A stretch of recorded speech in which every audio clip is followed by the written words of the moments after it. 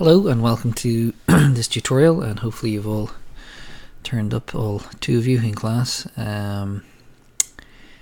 What's this about, this tutorial? So what we want to do is be able to turn off a component being, so the sprite renderer here is a component, or the box collider is a component, or a script is a component. So I'm going to be able to turn one or two of these off during game time. So at the moment, my camera, when I move the player, follows the player backwards and forwards. So ignore that little stutter there, that's just my wonderfully fast computer. So if we look at the camera has a script on it called camFollow. So that's it there, camFollow. And it just follows the player. So we want to be able to turn that script here off at a certain time. So this is basically a setup for like an end of level sort of boss. So we're moving across our platformer and then we reach the boss at the end of the level. We want to turn off the component.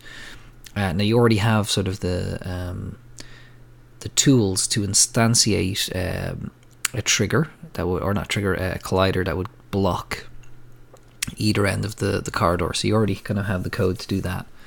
So let's have a look at how we would do this one. So this is our script here. It's not very long.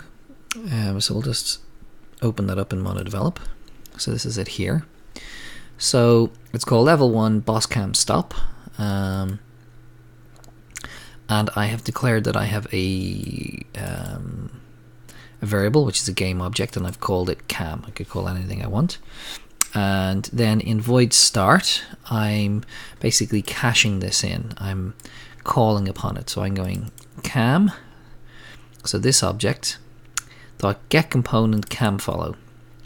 So the camera has the component, so I'm going to drop the camera into this variable. So I'm going to say on the camera get the component camFollow. That's the name of the script. So if my script had a different name, I would have to type that in here.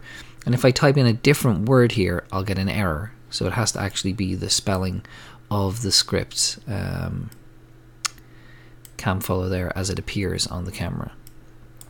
And then I'm saying .enabled equals true. So at the start, it's true. And then I'm saying here, void on trigger enter 2D. So when I collide, so let me actually go back a step. So this, I'm going to put it on this object here. I'm going to put it on the trigger. So the box collider here has trigger turned on. So this is like, I'm using this for to set a path for the non-player character here, but I could use any object. I'm just using this one because it's convenient, and it's already there. So this is a box collider with is trigger turned on.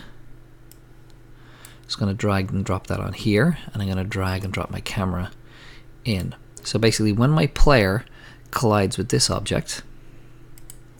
So when a collision occurs, so it's a collision but a non-physical collision, it's a trigger, and the other object that collides with me has the tag player, so my player has the tag player, get component, camFollow, and set it to false.